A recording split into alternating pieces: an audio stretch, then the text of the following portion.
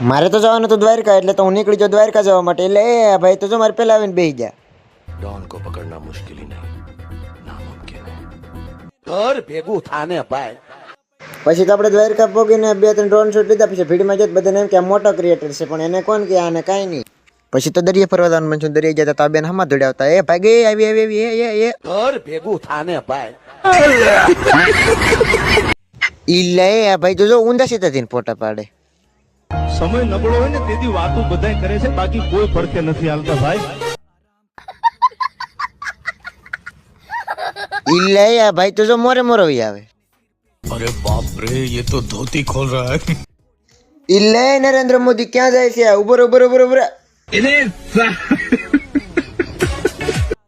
ઈ લે આને કોને શીખવાડ્યું આવું?